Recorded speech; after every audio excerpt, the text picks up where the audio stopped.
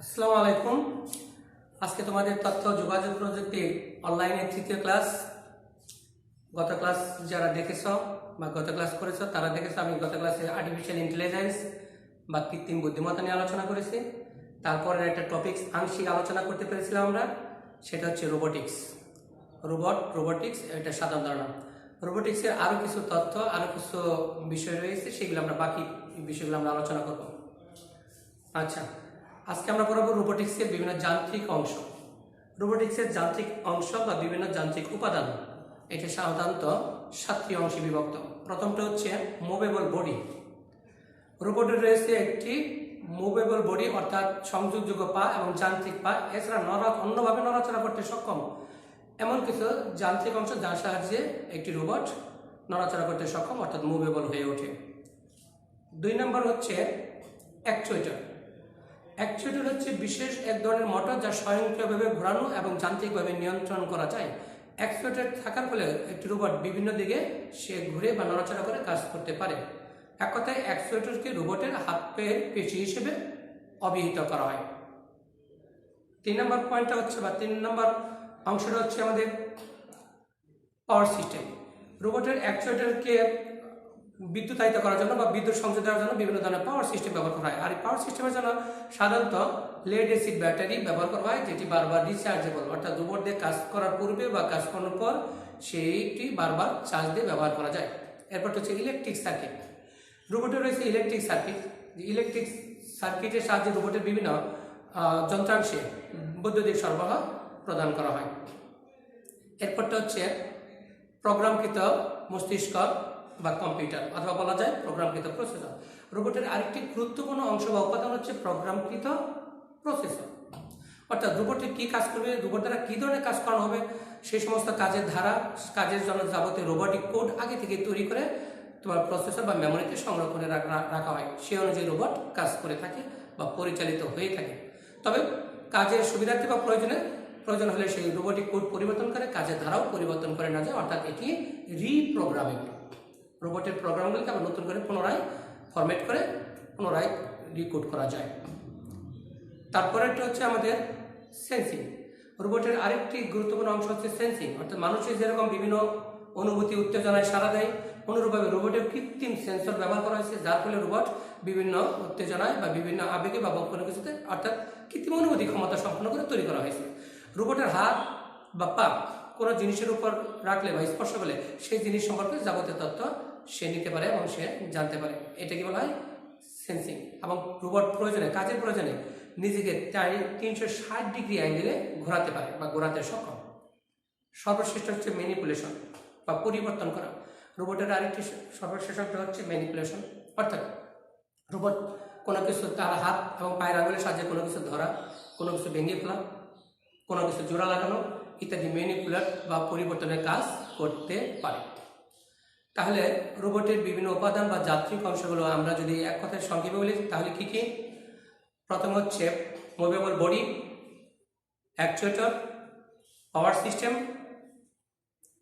Electric circuit, sensing, প্রোগ্রামকৃত processor বা মস্তিষ্ক এবং ম্যানিপুলেশন। এবার আমি তোমাদের সঙ্গে আলোচনা করব রোবট বা রোবোটিক্সের প্রয়োগ ক্ষেত্র বা ব্যবহারিক ক্ষেত্র। আমরা কেউ কেউ এটাকে রোবট বা রোবোটিক্সের সুবিধাও বলে থাকি। প্রথম প্রয়োগ ক্ষেত্রটা কি? ম্যানুফ্যাকচারিংয়ে, অর্থাৎ বিভিন্ন ধরনের শিল্প কারখানায় ম্যানুফ্যাকচারিং, বিশেষ করে যানবাহন বা গাড়ি তৈরির কারখানায় রোবট ব্যাপকভাবে ব্যবহার করা হচ্ছে। 2 নম্বর হচ্ছে বিপজ্জনক কাজে যেগুলি মানুষের পক্ষে করা সম্ভব নয়, সেই সমস্ত ক্ষেত্রে রোবট বা রোবোটিক ডিভাইস ব্যবহার করা হয়। যেমন সমুদ্রের তলদেশে ডুবে যাওয়া কোনো জাহাজ বা শিপ খুঁজে বের করা, কোনো 100 তলা বিল্ডিংয়ের উপর কোনো ওয়েল্ডিং বা ঢালাইয়ের কাজ, খনির তলদেশে কাজ, যে কাজগুলো অত্যন্ত ঝুঁকিপূর্ণ বা বিপজ্জনক, সেই সমস্ত ক্ষেত্রে রোবট ব্যবহার করা হয়। এরপরটা হচ্ছে ঝুঁকিপূর্ণ কাজ। দুটি শুনতে একই রকম শোনা যাচ্ছে, ঝুঁকিপূর্ণ বা বিপজ্জনক। ঝুঁকিপূর্ণ কাজটা কি? অর্থাৎ যে সমস্ত কাজ মানুষের জন্য, শরীরের জন্য ঝুঁকি রয়েছে, যেমন তেজস্ক্রিয় কারখানায় কাজ, কোনো বোমা নিষ্ক্রিয়করণ করার কাজ, ক্ষতিকর পদার্থ শনাক্ত নিষ্ক্রিয় করার কাজ, এই সমস্ত ক্ষেত্রে সাধারণত রোবট ব্যবহার করা হয়। রোবট বা রোবোটিক নিয়ন্ত্রিত কোনো ডিভাইস ব্যবহার করা হয়। এরপর হচ্ছে কোনো যন্ত্রপাতির সূক্ষ্ম ত্রুটি শনাক্তকরণ এবং সংশোধন। কোনো যন্ত্রপাতি, সেটা মেডিকেল সায়েন্সের যন্ত্রপাতি হতে পারে, কম্পিউটারাইজড যন্ত্রপাতি হতে পারে, এই সমস্ত যন্ত্রপাতির সূক্ষ্ম ত্রুটি যেগুলি খালি চোখে দেখা যায় না, মানুষের পক্ষে শনাক্ত করা এবং সেই যন্ত্রগুলোকে রিপ্লেস করা বা প্রতিস্থাপন করা সম্ভব হয় না, সেই সমস্ত ক্ষেত্রে রোবট ব্যবহার করা হয়। রোবট অতি সূক্ষ্ম ত্রুটি নির্ণয় করতে পারে এবং সূক্ষ্ম যন্ত্রপাতি সেই স্থাপন করতে পারে। তাই বলা হয় সূক্ষ্ম ইলেকট্রিক যন্ত্রপাতির ত্রুটি শনাক্ত এবং সংশোধনের কাজে রোবট ব্যবহার করা হয়। আরেকটা কাজ বা প্রয়োগ ক্ষেত্র কি, মেইল ডেলিভারি কাজে। মেইল বা চিঠিপত্র, নথি, ফাইলপত্র একটি ভবন বা বিল্ডিংয়ে, একটি অফিসের বিভিন্ন ফ্লোরে তাদের দপ্তর রয়েছে, বিভিন্ন তাদের ডেস্ক রয়েছে, সেই সমস্ত ক্ষেত্রে ফাইল নথিপত্র আদান প্রদান করার জন্য রোবট ব্যবহার করা হয়। এই ক্ষেত্রে রোবট আলট্রা ভায়োলেট পেইন্ট দ্বারা মার্কিং করা রুট ব্যবহার করে থাকে। আরেকটা পয়েন্ট হচ্ছে আমাদের পুলিশদের সহায়তা করার কাজে। পুলিশদের সহায়তা করার কাজে রোবট ব্যবহার করা হয়, অর্থাৎ কোনো আসামি ধরতে যাওয়া, আসামি শনাক্ত করা, আসামিদের সাথে সামনাসামনি গোলাগুলি করা, কিংবা কোনো শক্তিশালী দরজা খুলে ফেলা বা ভেঙে ফেলা ইত্যাদি কাজ যেগুলি মানুষের পক্ষে সম্ভব নয়, সেই সমস্ত ক্ষেত্রে রোবট ব্যবহার করা হয়। বিশেষ করে উন্নত দেশে বড় বড় অপরাধ জগতের বড় বড় মাফিয়া ডন আছে, যাদের অত্যন্ত যুদ্ধাস্ত্র, মারাত্মক যুদ্ধাস্ত্র তারা বহন করে, তাদেরকে ধরতে গেলে বা তারা সামনাসামনি গুলি করে, তাদেরকে এই গুলি করার জন্য, তাদেরকে আটক করার জন্য এখানে রোবট ব্যবহার করা হয়। সামরিক ক্ষেত্রে বা সামরিক কাজে রোবট ব্যবহার করা হচ্ছে। বিশেষ করে যুদ্ধক্ষেত্রে এক যুদ্ধ ময়দান থেকে আরেক যুদ্ধ ময়দানে বিভিন্ন ভারী যুদ্ধাস্ত্র বহন করা, স্থল মাইন মাটির নিচে বা ভূমির নিচে পুঁতে রাখা কোনো স্থল মাইন শনাক্ত করে সেগুলো নিষ্ক্রিয়করণ করা, অত্যাধুনিক যুদ্ধাস্ত্র সঠিক নিশানায় কিভাবে আঘাত করতে হবে, আশেপাশের স্থাপনাকে ক্ষতি না করে, এই সমস্ত ক্ষেত্রে সাধারণত রোবট ব্যবহার করা হয়। সাধারণ গৃহস্থলী কাজে যেমন চা বানানো, কফি বানানো, ঘর বাড়ি পরিষ্কার করা, অতিথি আপ্যায়ন করা, কাউকে অভ্যর্থনা জানানো ইত্যাদি সাধারণ কাজেও উন্নত দেশের অনেক অফিস আদালতে বা বাসাবাড়িতে রোবট বা রোবোটিক্স ব্যবহার করা হচ্ছে। আরেকটি গুরুত্বপূর্ণ ব্যবহার বা প্রয়োগ ক্ষেত্র হচ্ছে চিকিৎসা ক্ষেত্রে ডাক্তারদের সহায়তা করার জন্য, জটিল কোনো অপারেশনের সহায়তা করার জন্য রোবট ব্যবহার করা হয়। বিশেষ করে বর্তমানে এমন কিছু ন্যানো রোবট রয়েছে যেটা মানুষের শরীরের ভিতরে ঢুকে বিভিন্ন ধরনের অপারেশন কাজে বা বিভিন্ন নির্দিষ্ট কোনো কোষ বা সেলে, রোগাক্রান্ত সেলে বা কোষে আণবিক মাত্রার কোনো ওষুধ প্রয়োগ করার জন্য রোবট ব্যবহার করা হয়। এছাড়া ডাক্তারদের অপারেশনে আরও বিভিন্ন সাহায্য করার জন্য চিকিৎসা বিজ্ঞানের বিভিন্ন ক্ষেত্রে রোগ নির্ণয় করা, ওষুধ প্রয়োগ করা, অপারেশনে সাহায্য করা ইত্যাদি কাজে রোবট ব্যাপকভাবে ব্যবহার করা হচ্ছে। আরেকটা হচ্ছে মহাকাশ গবেষণা একটি জটিল কাজ, এবং বর্তমানে যে মহাকাশ গবেষণা করার জন্য যে সমস্ত মহাকাশযান প্রেরণ করা হচ্ছে সবই হচ্ছে এক এক ধরনের রোবোটিক নবযান, অর্থাৎ কম্পিউটার নিয়ন্ত্রিত রোবোটিক মহাকাশযান। এই মহাকাশযান বা মহাকাশ গবেষণায়, মহাকাশযান তৈরিতে সর্বক্ষেত্রে রোবট ব্যবহার করা হচ্ছে। দেখো, আমরা কতগুলো রোবট বা রোবোটিক্সের প্রয়োগ ক্ষেত্র, ব্যবহার বা সুবিধা নিয়ে আমরা আলোচনা করলাম। যেমন কি, আমি আবার একটু তোমাকে এক নজরে বলতেছি।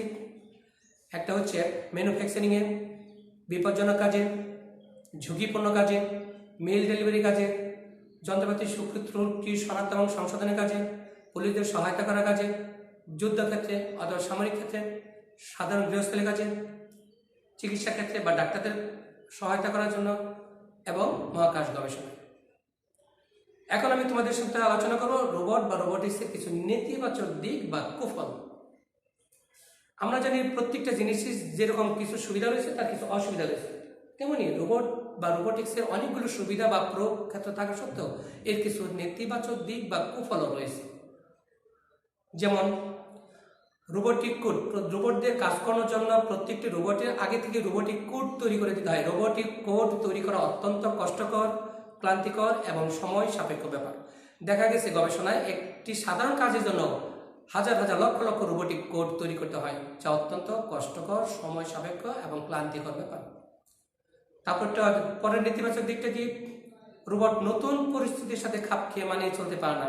অর্থাৎ রোবটের আগে থেকে যে সমস্ত কাজের ধারা বা কোডগুলো দেওয়া থাকে তার বাইরে সে নতুন কোনো কাজ করতে পারে না। অর্থাৎ এটাই বলা হয় রোবট নতুন কোনো পরিস্থিতির সাথে মানিয়ে চলতে পারে না বা খাপ খেয়ে চলতে পারে না। একটা কি, রোবটের ব্যাপক ব্যবহারে অনেক দেশের লোক বেকার হয়ে যাবে। রোবটের বেশি ব্যবহার হলে অনেক দেশের লোক বেকার হয়ে যাবে। অর্থাৎ মিল ইন্ডাস্ট্রিতে বা শিল্প কারখানায় যে সমস্ত জায়গায় আগে মানুষ কাজ করত, কর্মকর্তা কর্মচারী নিয়োগ দেওয়া হতো, হাজার হাজার কর্মচারীর কাজ একটিমাত্র রোবট মুহূর্তের মধ্যে করে দিতে পারে। সেই জন্য এখন ইন্ডাস্ট্রিয়াল বা শিল্প মালিকরা তারা শ্রমিক নিয়োগ দেওয়ার পরিবর্তে তারা একটি রোবট কিনে নেয় বা দুটি রোবট কিনে নেয়, সেই কাজগুলো তারা রোবটের সাহায্যে করে নেয়। ফলে তাদের সময় সাশ্রয় হয় এবং তাদের শ্রমিক যে অসন্তোষ থাকে, শ্রমিক নিয়োগ দেওয়া হলে সেই অসন্তুষ্টির কোনো ঝুঁকি থাকে না। সেই জন্য ওই সমস্ত দেশের লোক ধীরে ধীরে কী হয়ে যাচ্ছে, বেকার হয়ে যাচ্ছে। রোবট আরেকটা অসুবিধা হচ্ছে বা নেতিবাচক দিক হচ্ছে, রোবট তৈরির খরচ অনেক বেশি। এটি তৈরি করা, মেরামত করা এবং পরিচালনার খরচ অনেক বেশি। আরেকটা নেতিবাচক দিক আমরা বলতে পারি, রোবট পরিচালনা, তৈরি এবং মেরামতের জন্য অত্যন্ত দক্ষ লোকের প্রয়োজন হয়, বিশেষজ্ঞ দক্ষ লোকের প্রয়োজন হয়, যা আমাদের মতো দেশের জন্য অন্তরায়, যা আমাদের মতো দেশের জন্য একটি বিরাট বাধা। সর্বশেষ যেটা আমরা বলতে পারি, রোবট যদি কখনো নিজে নিজেকে রিপ্রোগ্রামিং করতে পারে এবং তার প্রোগ্রামিং কোড যদি নিজে নিজেকে তার মেশিন লার্নিংয়ের দ্বারা যদি চেঞ্জ করতে পারে, তাহলে একদিন সমস্ত রোবট মানব সভ্যতাকে ধ্বংস করে দিতে পারে বা মানব সমাজের নিয়ন্ত্রণ সে নিয়ে নিতে পারে এবং মানব সমাজ একদিন রোবোটিক সিম্পনিজমের যুগ বা রোবটের রিপ্রোগ্রামের ক্ষমতা পাওয়ার সাথে সাথে মানব সমাজ ধ্বংসের মুখে চলে যেতে পারে। তাহলে আমাদের গত ক্লাসে আমাদের আলোচনা ছিল রোবট কি, রোবোটিক্স কি এবং রোবোটিক্সের স্বাদের ধারণা। আজকে তারই ধারাবাহিকতায় আজকে আমাদের তৃতীয় ক্লাস, রোবোটিক্সের দ্বিতীয় ক্লাস, রোবোটিক্সের যান্ত্রিক অংশ, রোবোটিক্সের প্রয়োগ ক্ষেত্র বা ব্যবহারিক ক্ষেত্র এবং রোবোটিক্সের অসুবিধা। এখন তোমাদের সামনে আমি রোবটের আরও কিছু বিষয় নিয়ে আলোচনা করব।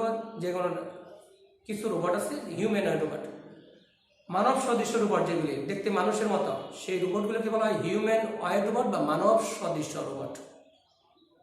এরকম কতগুলো মানব সদৃশ্য রোবট হচ্ছে মোরাতা কোম্পানির মোরাতা বয়, সনি কর্পোরেশনের আইবো, স্যামসাংয়ের রোবরে, হোন্ডা কোম্পানির আসিমো, হিকারি কোম্পানির হিকারি, বিনপ্লু কোম্পানির হিকারি এবং হ্যান্ডসন রোবোটিক্সের সোফিয়া। এর মধ্যে আমি তোমাদের সাথে আলোচনা করব হিকারি এবং রোবট সোফিয়া নিয়ে। হিকারি জাপানের বিখ্যাত প্রতিষ্ঠান বিনপ্লু হিকারি নামক একটি হিকারি নামক একটি মানব সদৃশ্য রোবট তৈরি করে, যার অবস্থান হচ্ছে ইলেকট্রনিক গেট বক্সের ভিতর। এটি হচ্ছে একটি 20 বছরের ভার্চুয়াল তরণী।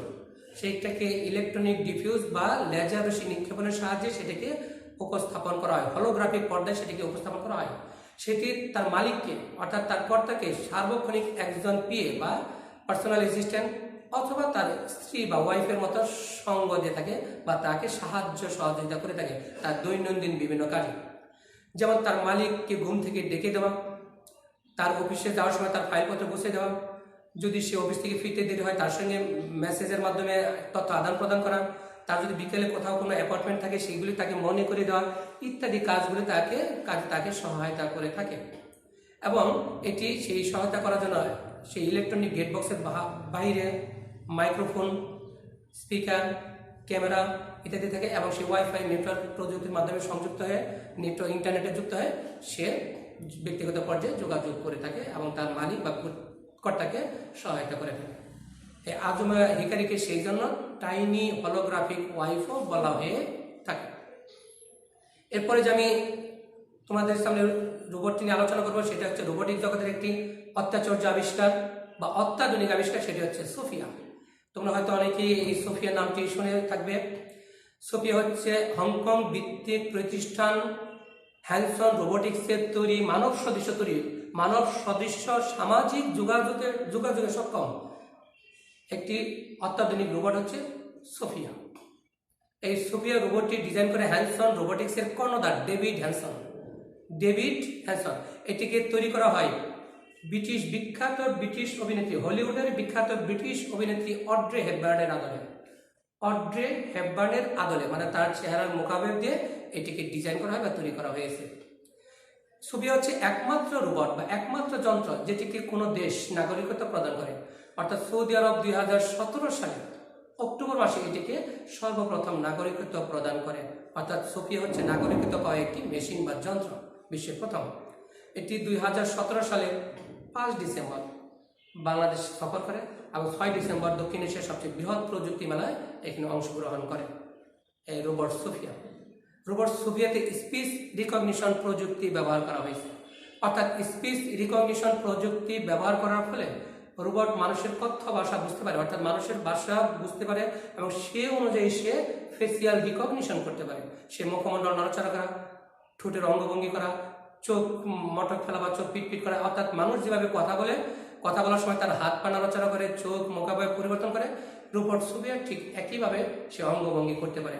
এবং ভবিষ্যতে এই রোবটকে আরও আধুনিক অত্যাধুনিক করার জন্য গবেষণা করা হচ্ছে, যাতে রোবট মানুষের মতো সে বিভিন্ন ধরনের কান্না, বিভিন্ন স্যাড নিউজ শুনলে যাতে সে কান্না করতে পারে, কান্না করলে মানুষের চোখ দিয়ে যেরকম জল বের হয় বা পানি বের হয়, সেরকম যাতে রোবটকেও সেই রকম কৃত্রিম অনুভূতি সম্পন্ন বা আর্টিফিশিয়াল ইন্টেলিজেন্স ব্যবহার করে আরও অত্যাধুনিক করার চিন্তা ভাবনা বা গবেষণা চলছে।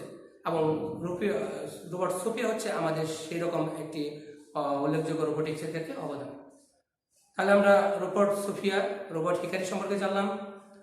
এখন আমরা আলোচনা করবো আরেকটি টপিক, সেটি হচ্ছে ক্রায়ো সার্জারি। রোবোটিক্সের আলোচনা শেষ, এখন আমরা নতুন topic cryo surgery. Cryo surgery হচ্ছে এমন একটি চিকিৎসা পদ্ধতি যা অতি শীতল তাপমাত্রা বা নিম্ন তাপমাত্রা ব্যবহার করে শরীরের অস্বাভাবিক এবং রোগাক্রান্ত কোষগুলোকে ধ্বংস করে। আবার বলতেছি, ক্রায়ো সার্জারি, এক কথায় যদি আমরা বলি, ক্রায়ো সার্জারি এক ধরনের চিকিৎসা পদ্ধতি। কি ধরনের চিকিৎসা পদ্ধতি? অতি নিম্ন তাপমাত্রা বা শীতল তাপমাত্রা চিকিৎসা পদ্ধতি। এখন এটার আমরা একটা প্রমিত সংজ্ঞায় কি বলতে পারি? ক্রায়ো সার্জারি হচ্ছে এমন একটি চিকিৎসা পদ্ধতি যা অতি নিম্ন তাপমাত্রা ব্যবহার করে শরীরের অস্বাভাবিক বা রোগাক্রান্ত কোষগুলোকে ধ্বংস করে। ক্রায়ো সার্জারির প্রথম ব্যবহার, অনানুষ্ঠানিক ব্যবহার লক্ষ্য করা যায় প্রাচীন মিশরে খ্রিস্টপূর্ব 2500 বছর, অর্থাৎ যীশু খ্রিস্টের জন্মের 2500 বছর পূর্বে প্রাচীন মিশরে এর অনানুষ্ঠানিক ব্যবহার লক্ষ্য করা যায়। প্রাচীন মিশরের যুদ্ধ বিগ্রহে আহত সৈনিকদের মাথার খুলি ফেটে যাওয়া, বুকের হাড় ভেঙে যাওয়া, এছাড়া বিভিন্ন ত্বকের চিকিৎসায় ক্রায়ো সার্জারি ব্যবহার করা হতো। ইংল্যান্ডের চিকিৎসক জেমস আর্নল্ড 1845 সালে প্রথম লবণের কণার সঙ্গে বরফের কুচি মিশিয়ে তাপমাত্রাকে -18 থেকে -20 ডিগ্রিতে নামিয়ে এনে বিভিন্ন ধরনের ত্বকের চিকিৎসায় ক্রায়ো সার্জারি ব্যবহার করতেন। এরপর শিকাগোর চিকিৎসক উইলিয়াম পসি বিংশ শতাব্দীর শুরুতে ক্রায়ো সার্জারিতে তরল অক্সিজেনের ব্যবহার শুরু করেন। 1950 সালে রে এলিংটন ক্রায়ো সার্জারিতে প্রথম নাইট্রোজেন গ্যাস ব্যবহার করেন। কে ব্যবহার করেন? রে এলিংটন 1950 সালে। এই নাইট্রোজেন গ্যাসই হচ্ছে ক্রায়ো সার্জারির বর্তমানে প্রধান রাসায়নিক রিএজেন্ট, নাইট্রোজেন গ্যাস।